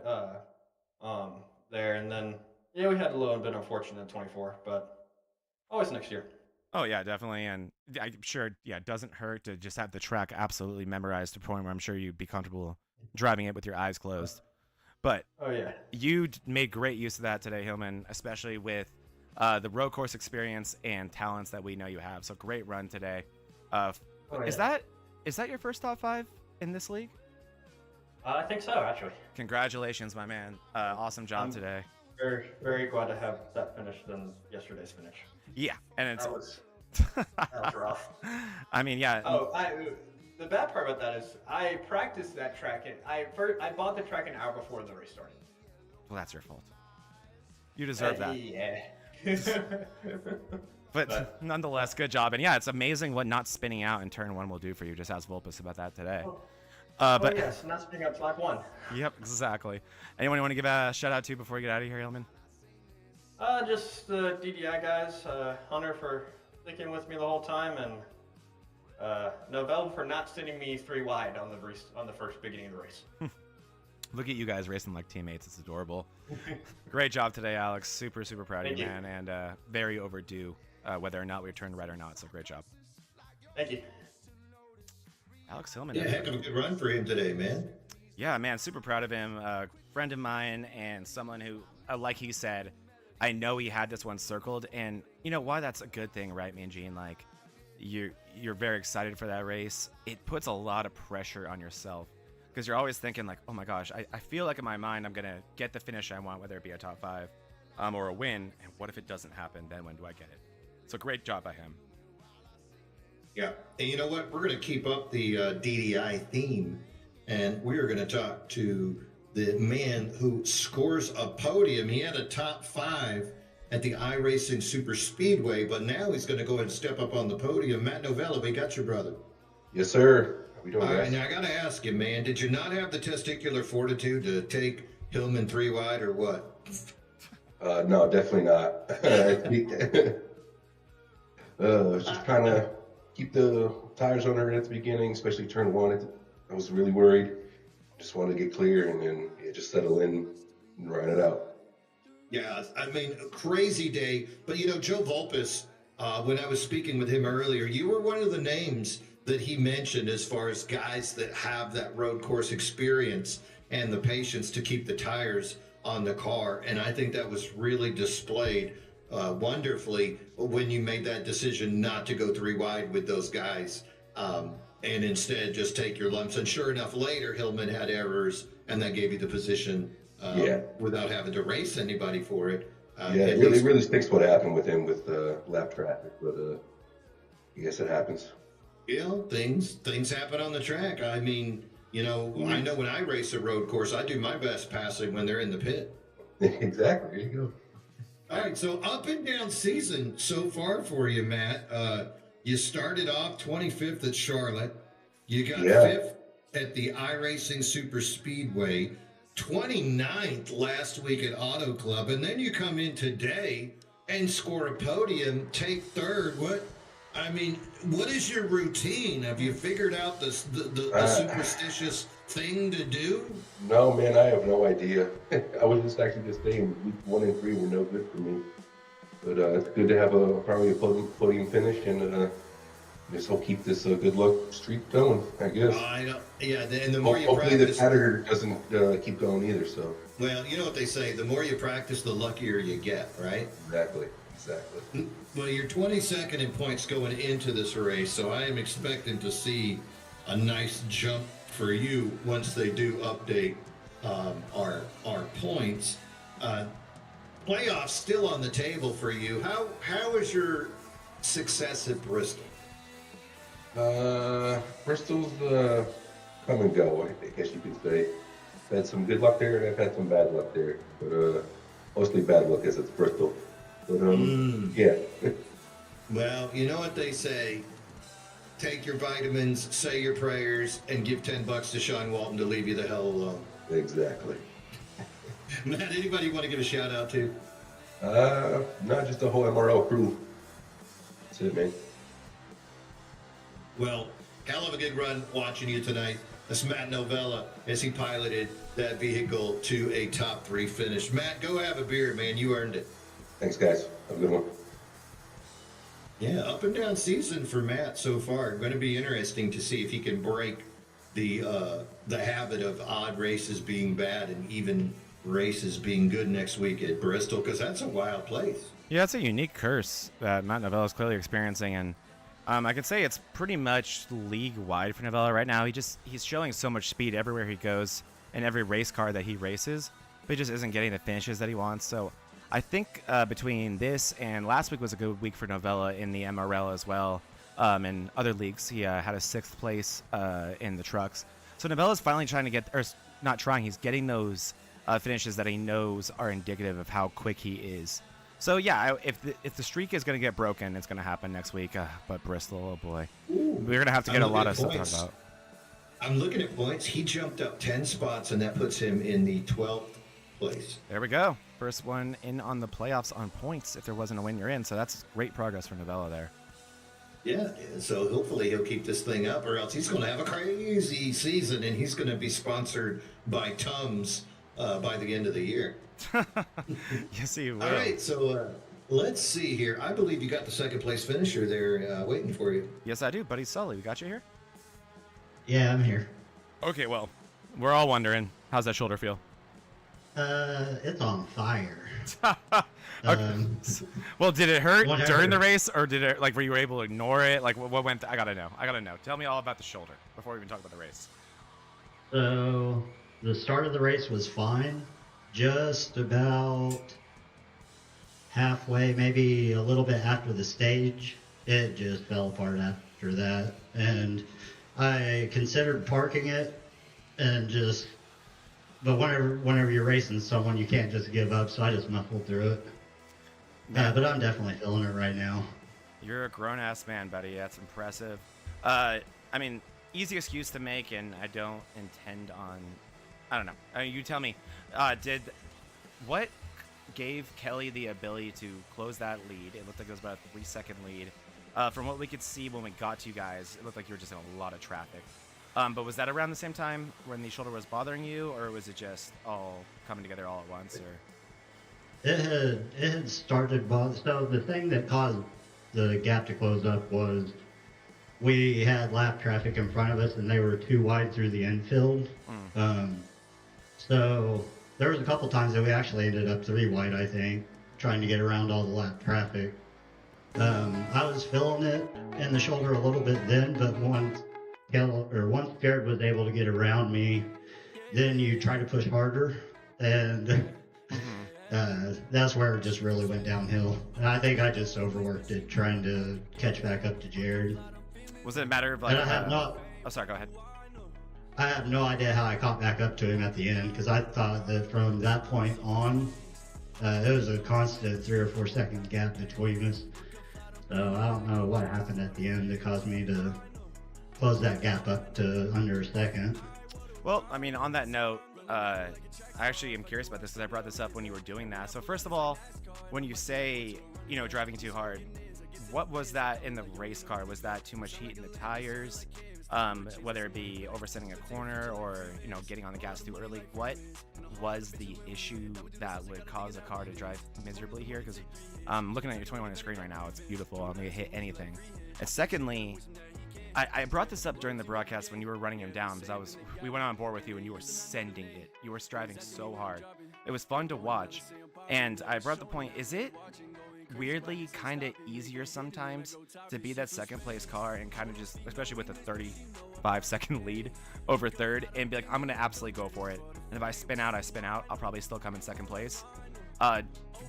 When going through your head, I mean, obviously you always want to be the leader, but did you feel like, man, I get to do some stuff here that Kelly can't in terms of pure aggression and going for my optimal speed? Because I do think that may have been what it was, is Kelly not wanting to oversend it, not wanting to make the mistakes that you were willing to make. But you tell me, what was going through your head during that part? So the best time to look at that would be probably the very last lap, because I was just flat out spinning it. I knew there was a big enough gap that if I spun around, I'd be able to get going again and not really have to worry about losing a second. As far as what it feels like whenever I was losing all that time, it was a combination of overdriving entries and overdriving exits. But not at the same time. It was different parts of the track that I was having issues with, and the biggest mistake you can make is driving too hard into an entry, because that's what's going to hurt your exit. Slow and fast down. Yeah, great point. You saw a lot too when people would overdrive and someone would go on the inside to try to attempt to pass. They'd overdrive the exit. I mean, we've all done it, being overzealous, thinking, oh, this is my moment. So yeah, I saw a lot of that, and it looked like, tire temperature was very important. But nonetheless, man, great job. Admirable race with the pain we all know you're going through. It's no joke if your shoulder is surgery ready and you're still out here on a road course, so great job. And like I always do, because I'd be crazy not to, got to shout you out for being our head of production and all the things that Buddy Solly does for this broadcast. All the new technology, the new features, all the cool stuff that might make you go, oh, wow, that's cool that they're doing that now. All that's Buddy Solly. Dude's a genius. And honestly, I'll say it too. I think how intelligent you are plays into how you approach these races, because road course races take a level of intelligence. And you and the 21 are not short of that at all. So great run today, man. It was a lot of fun to watch you, and very admirable, dude. I can't say I could have done what you did today. So great job. Anyone you want to give a shout out to? All my high side hustler teammates. Another main reason why I finished this race was to hopefully help them in the team points, because I know I'm not going to be able to finish this season. So just trying to help them while I can. You guys in the broadcast booth, because it's an absolute blast going back and watching it, and then helping you guys try to figure stuff out. We knew. Yeah. Thank you so much, my man. Yep, thank you. Oh, and shout out to the wife of Buddy Solly. We have a little Solly coming soon, don't we? Oh, yes, we do. Thursday at 7. Let's is go. The date of induction, so we'll see. Hopefully by the afternoon on Thursday, we'll have a little baby sitting here. Oh, can't wait for that. So we'll have a whole new Buddy Solly. He'll be even smarter. He'll be a dad. Are you already a dad, or are you becoming one? I'm already a dad. We have an 11-year-old and 15-year-old already. Oh, so super dad. Well, congratulations, buddy. Lots of exciting things coming for you. Can't wait to have you back here healthy, and always appreciate it when we do get to have you here on track. Yeah, thank you. Yeah, Buddy had a heck of a good day. He still, laid down the fastest lap. He got the pole. So short term, he had it going. Hmm. But I just think, when it's your time, it's your time. You're focused, you're dialed in, all the dots line up, and I think that's what we saw for today from the showboat, Jared Kelly. You there, buddy? Yeah, I'm here, Mean Gene. You got me. I'll tell you what, my friend. I mean, I can hear the air horns going off. I see the fireworks. The flag man has given you the checkered. How does it feel? Man, we were hungry coming into this one. Sunday felt like we just slammed our nuts inside a car door. We had so much speed and just a lot of high hopes for Sunday morning, and just to come up that one spot short really sucks. But I kept it composed, and then found out about this one, and I was like, maybe I could do it. Ran the Daytona 24 2 years ago and got the victory in that one, so I felt a little bit of confidence coming in here, and the car just, it did not feel right going into turn one. It just felt a little unstable and unpredictable going into turn one, but we kind of figured it out, and at one point we just threw our nuts over the shoulder and got a little sideways going through turn one. Yeah, we watched you during qualifying, and that turn continued to give you problems through practice, through qualifying, but by the time the race took place, it seemed like you had that thing pretty much dialed in. I gotta ask you this, lap 14, that chicane pass, I mean, was there any more room for your balls in that driving suit at that moment? Yeah, there's a little bit of room on each side. I knew when we got to that lap traffic and I finally was in that striking zone against Buddy, I knew I had to make a move, because you never know when you got to make those moves again, or if you get an opportunity. So he got in there a little too hot and kind of gave us some room on the outside there, and we powered out and had a really good exit. And at that point, it was just all about making sure we weren't sliding around. Yeah, that was by far my Mean Gene money move of the race. Jared Kelly taking over that lead spot from Buddy Sully in that chicane pass. Just hell of a good move. Now, I got to ask you, though, how did Buddy close the gap afterwards? Because you seemed to get out to about a 3.5 second lead briefly after that. Were you just taking it easy, or was that man just that fast? We were taking it easy into turn one. I mean, Buddy was fast all night, so we could never really count him out. I was kind of hoping that maybe he'd fall back a little bit when he told me his shoulder was hurting, but he seemed to fight a lot harder when after he told me that. But we just didn't want to mess up turn one. We just felt like anytime we got in onto the apron into turn one, that thing could just get sideways. So I was fighting the wheel almost all race long going in turn one. Just couldn't really figure it out. So just being conservative into turn one. But everywhere else, we kind of managed the gap everywhere else. But he was definitely throwing it on in there into turn one.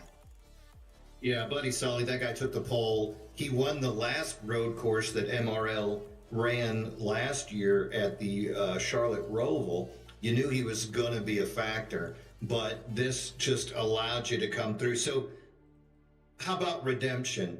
You had to deal with Landry on Sunday running a flawless race. I mean, I didn't see that guy mess up the entire race. I didn't see you mess up either, but do you feel a little bit of redemption? Is it nice to just put that trophy up there saying, yeah, I'm one of those guys too, pal? Yeah, especially after yesterday. I knew I could beat Jason there at Sonoma. I did it last season, and he was there, but I knew I had speed in that race car Sunday morning. And just when he got up front and I just couldn't track him down, it really hurt the confidence of the road course a little bit, especially with Medina having a couple of fast lap times. Just felt like maybe I was losing it just a little bit, just that edge when we had to go to those road courses. But coming here today, we knew we had some speed. We knew we could run up front with Buddy, and we always can run side by side with Buddy, even in the bonfire. We did it at Sonoma last year, but yeah, just coming back and getting that win. We wanted it so bad just to prove to ourselves that we can get it done here on these road courses. Well, we really appreciate what you did tonight.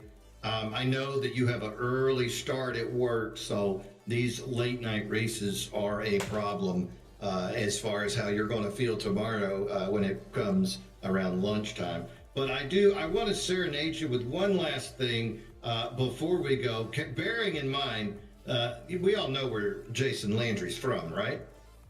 Oh yeah, he's from up north. He's from up there. Yeah, the upcoming 51st state of the United States. So he tried to lay it down. So this next 10 seconds is just for Jason Landry. Oh no. And that was for you as well, my friend, because you represented today.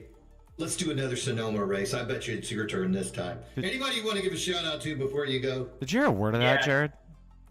I didn't hear much of it, but I'll pretend I did. But yeah, the Battleship North Carolina Nothing Fancy collection, Allgaier Performance, Technicraft, Hoosier Tire Midwest, Performance Body Parts. I know I'm forgetting a lot more. Aeromotive, all those partners for the real life dirt car, and especially here on iRacing, can't thank them enough.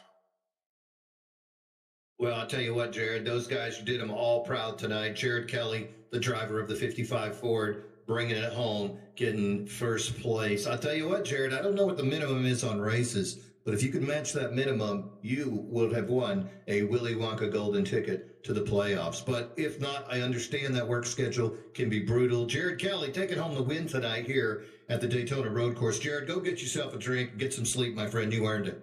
Thanks, guys. All right, so if you guys want to look up there at our highlight right now, we're doing a little replay.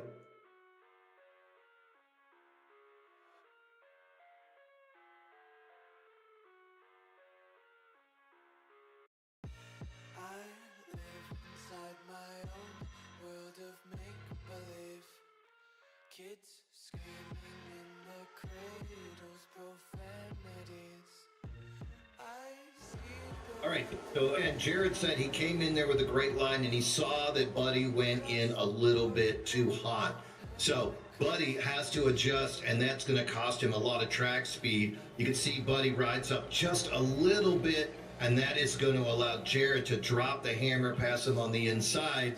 26 of Smalley comes into the picture, is not an issue. And right there, that is Jared Kelly with the Mean Gene money moment. Wow, what a pass.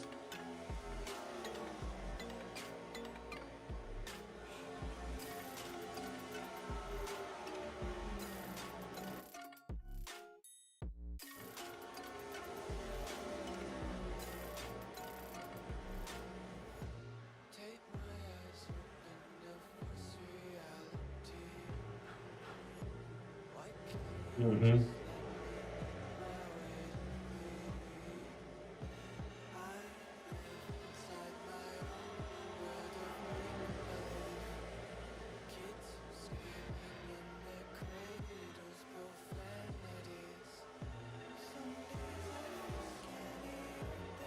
Yeah, you know, and what's funny is we had 27 cars racing tonight, and 22 of those cars would have been happy with the speed that Buddy Sully took that chicane at, but one of them not impressed was Jared Kelly, and that's why we saw Showboat take the lead there.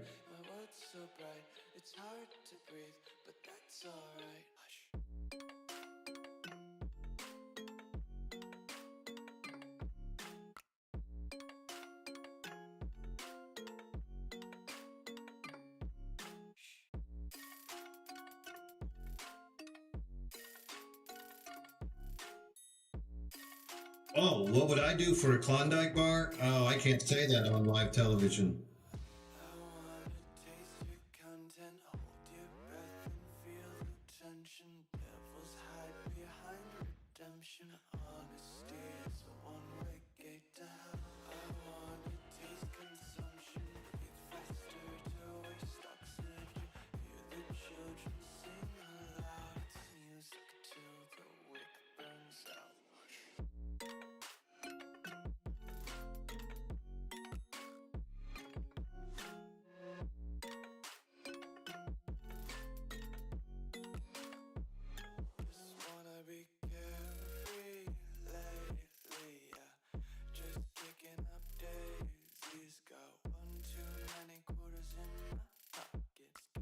Oh yeah, STD himself. Yeah. Untied laces, yeah. Just tripping on daydreams. Got dirty little lullabies playing on repeat. Might as well just ride around the nursery and count sheep.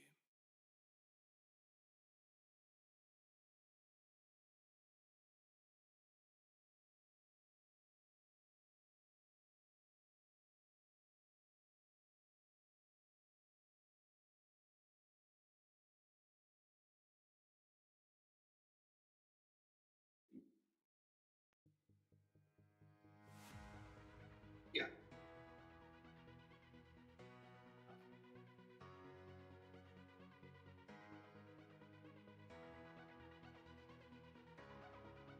Oh yeah, he was due, and he came down, laid it down, and I wish him luck at work tomorrow when he's got to be there at 6 a.m. That's going to be a hell of a day. Hey, I tell you what, do you have the updated standings by any chance? Let's go ahead and take a look. Looks like Kevin Kyle is gonna hold set. He has that win, so of course he is in. David Owens behind him has a win, and he's in. And Colin Bollinger currently fifth in points. He has a win, and he's in. Jared, who won today, not gonna be a win and in situation simply because of the minimum races required. All the drivers pretty much staying the same, except for, of course, we see KB, Kevin Brower, with the hard luck run today. He is going to drop out of the top 12, but he's still got a chance on points to get back into this thing. And who takes over that 12th spot? That's going to be Matt Novella. So top 11 drivers pretty much stay the same, and we see KB drop out because of that. But starting to line up right now, the three winners who will have enough points are part of that top. So 12th will be that last guy to get in. Yes, he will. And Mean Gene, I realized that my mic was muted for a lot of what I just said before. Yeah, I know. All of Zach on track, I was muted. So just go back to that great move, and that's why that turn was so important to go down that front stretch. And then also, can't believe the mindset of Kelly. What a great race against Landry yesterday, and to come out here so violent and so determined, so impressive. That is a cliff notes of the silence he heard and Gene reacting to probably what you guys thought was voices in his head. Me talking to myself. Exactly. Talking to myself. So sorry about that, guys. We've got a lot going on in here. But, okay, sorry. Back to the points on hand. That's a very big deal here. So, yeah, first thing that sticks out to me is Kevin Kyle maintaining that lead. That's a big deal for Kyle. He's doing a great job. Second thing that we need to pay a lot of attention to, Mean Gene. It's a good lead. It's a good lead. It's a solid lead. 12 is very solid, especially with how close it is up there. 12 can take races, so if he can maintain that, I mean, that's a regular season championship he has in his hands. But beyond that, Mean Gene, I look at the win column, and that's the difference between, I guess, the graphics that we have in NASCAR and the graphics that we have here. You can essentially, and I'm glad you pointed this out about Bollinger, he has a win, so you almost want to move him up to third, right? Because really, you can, yeah, while that 12th place is the first car to make the playoffs, it's so much more complicated than that. Bollinger, as long as he runs the minimum amount of races, is going to be in the playoffs. So really, if you're a Matt Novella, that 12th is not enough. But that is actually the next thing that sticks out to me, are Novella and Hillman, the two DDI drivers, plus 10 and plus 9 in the standings. Novella getting himself in playoff position, and Hillman getting the run that he needed to get, that he knew he had within him to get in position to now start entertaining the idea of being in the playoffs. Only 5 points behind a playoff position of Matt Novella. Yep. Another guy, how about Andrew Bolander, comes through with a 24th position finish today, but still had accumulated enough points in the previous 3 races that he finds himself still holding on to third position. Joe Volpus sneaking up. There's Tony Iverson, no surprise. Eric Thornton, remember, this is not his rookie year, but it has been a couple of years since he's run. He mainly was a Wednesday guy, so good to see him come over. And then familiar names we've seen in playoffs, Matthew Fritz, Jax Duvall, Mason Smalley. And Jose Medina, we talked about if he had a whole year, what could the man do? Well, we know one thing he can do is whack Duvall into the grass and wall, but the other thing he can do is be in 11th place on a good run. Yeah, we saw it. I'm teasing Zach. He had it locked up. The car would not move. There was nothing. He was along for the ride.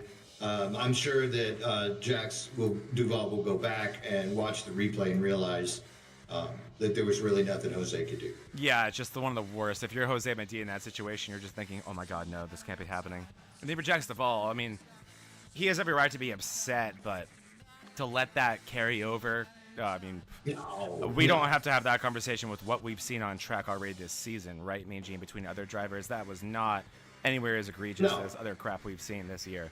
But hey, and speaking of egregious, who ran a clean race today? Sean Walton. Yep, that was my next point. Look like Sean Walton. And look at him. He's on this picture now. Look at that. Out. Yep. Yeah.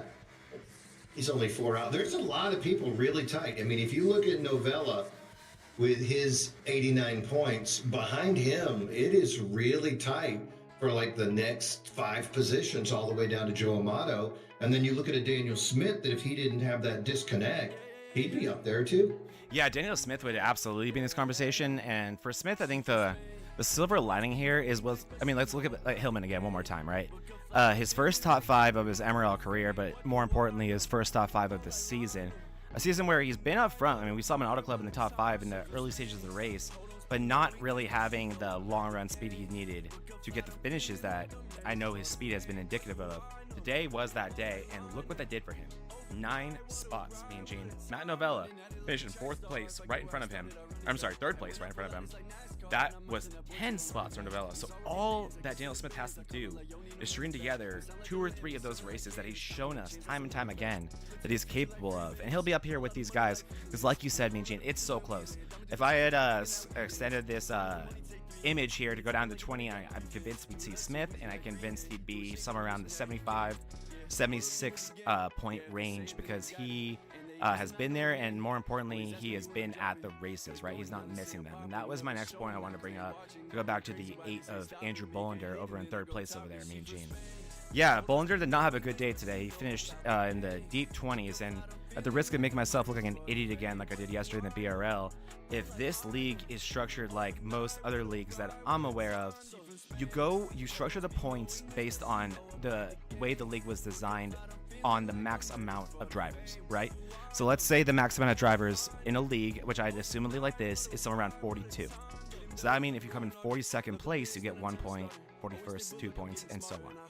So if you show up to a race like this, if you have I'm gonna take a Mean Gene phrase here, the testicular fortitude to show up to a road course race, whether or not you have road course confidence, and just put in laps, and you end up 24th, 23rd like Bollinger did, that should still be 20 points, Mean Gene, because whether or not 42 people showed up, it's going to point out like it did.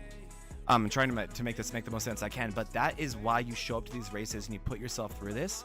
And that is, I think that has to be the why the points are set up here, and I'll correct myself next week if I'm wrong, but I'm 99% positive I'm right. And the reason why I'm positive I'm right is because there's no way Bollinger comes out of here in 3rd place without enjoying about 20 points just for showing up today. And that's why you do it. That's why you have the balls to show up to a road course race. Put yourself through this. We even saw guys like Hunter Hall not having a great time out here, but he showed up. And I respect that more than anyone who just looked at this track and wasn't interested. Yeah, you're right. It does 37. They play it out to 37. There we go. So 37, and we go down 1. Drivers. Yeah, heck of a race today. Really interesting. Kind of what we suspected, though, that the top guys would go after each other. Good to see Sully end up forcing it, making it happen. Really nice to see Kelly come over and give us a show. And veterans like Novella and Kyle and Volpus putting up and doing what they do. So final thoughts? Yeah, and I got one more thing we can look over real quick. Me and Jim, we can just briefly look at this, but got a little surprise for you. Here's our team standings. I think we're at the point in the season where it's worth looking at these, and I'll group these with my final thoughts. And first, when I looked at this, me and Gene, I'm not going to lie, I was confused. I was like, what do these numbers mean? So the positions are set by most total points, then wins, and then most top 5. So that's why you kind of see the decibels on the far right, where it says like behind lead and behind next. So a top 5 from, or 2 top 5s, I'm sorry, from a team like DDI Motorsports, a big deal, and not enough to get them over to 6th place. But what I'm looking at, Mean Gene, is why we see unsurprisingly, and that's why we predicted this. High Side Hustlers running the whole league right now. It's not that big of a gap. It's very, very tight after that. And that 18 points that they are enjoying as their lead can be closed up. So I'm keeping my eye on that. We'll keep a closer eye on that as the weeks go on because, yeah, from second to, all the way down to MC Motorsports, it's very close. So really cool to see that. In terms of today, Mean Gene, great race. I love these road course races. I know they're not everyone's cup of tea, but I'm a sucker for them. I have a great time in covering these. It's always fun to see not only who kind of has the ringer ability with these and has the skill set to handle these, but who out of our oval drivers that we always have our eye on that also have this as part of their skill set and really to put on a show for us. And it's fun to see different faces up front today. And today did not disappoint in that way. So that was a great time. And selfishly, Mean Gene, today was awesome, was it not? Our production boys, so this team we have over here, Jared Kelly and Buddy Sully are on that team. So we just went 1-2 right there, Mean Gene. And then beyond that, I'm the owner of Team DDI. So then I went 3-4. So selfishly, I had an amazing race today. I'm very proud of all of our friends. They did a great job. And they didn't surprise me with their incredible amount of skill, but never hurts to watch your friends kick a bunch of ass and watch an awesome race in the process and hang out with someone as awesome as you, Mean Gene. So I had a great time again today. This season is not disappointing. I welcome these ringers like Jared Kelly on races like this. It's a lot of fun. And I'm glad that we got to enjoy this no caution, fun right turn race because, oh boy, next week is going to be quite the opposite. Is it not? Yeah, Bristol's going to give us a heck of a show of quite a different manner. We do have one more road course. That is week 8. We'll be at Watkins Glen. So we'll have to send an email out to Jared Kelly, and maybe I'll be a jerk and send one out to Landry as well, just to stir the pot and make it really bad for them, and then I can play my America Heck Yeah song once again. My final thoughts walking away for this. I want to thank all of the drivers that came out. 27 guys. That is a heck of a big field for any league on a road course. People do not enjoy them, especially one like this. We're not talking about Watkins Glen where we all know that thing in our sleep. Mm-hmm. No, this was a really tough one. Great point. And to see how these guys handled it, and we did see some great racing. I mean, look at what Kyle Vulpes and Owens were doing for us at the end there. So you did see some really good racing throughout, even if the top 2 guys did try to kind of run away from it. So overall, just bravo to Monday Night Mayhem for making this thing happen and watching these guys race. Can't wait until we see what happens at Bristol. I mean, everybody loves Bristol, so it'll be very fascinating to see how many drivers are going to come out and make an appearance at that one. And speaking of drivers making an appearance, there's a couple of guys that need to start making some races, big names that we need to see to make sure those guys are going to be eligible. Justin Parham, he dropped 10 spots today to 26 by missing today's race. And Jonathan Quesabir misses his second race. That puts him down at 29th. But those are guys that can win. So they show up, make the minimum amount of races, and they could steal that 12th and 11th spot away before you know it. Oh, 100%. The competitiveness of this field, top to bottom, and especially with these field sizes, Mean Gene, 27 at a road course is really crazy, honestly. Especially like you said, I could not agree with you more. This is not your everyday road course. This is an advanced road course. This is very, very difficult. This is not a very easy track. So I commend everybody who showed up in this field today. Whether you finished 10 laps down, didn't finish, you showed up, and you deserve to be commended for that. And yeah, Mean Gene, if I was in this league, I would not be taking races off. I'll tell you that much. No, it is very difficult unless you just know you got a track in your pocket that you think you could win at. But even that being said, a couple of bad circumstances beyond your control, somebody whacks you and you are out of there. Well, Zach, it has been a pleasure, my man. This has been a heck of a night. So happy to bring this to you guys at home. If you have the opportunity, go ahead and hit like, go ahead and hit subscribe, as we cannot do this without you folks at home. And so on behalf of myself, Mean Gene Money, Zach Panzarella, Chantilly Lace, John Beverly, Joe Volpus, our admins, DDI, KK Woodscapes, and all the boys back in the production truck. Thank you so much, and as always, bottoms up and hammer down.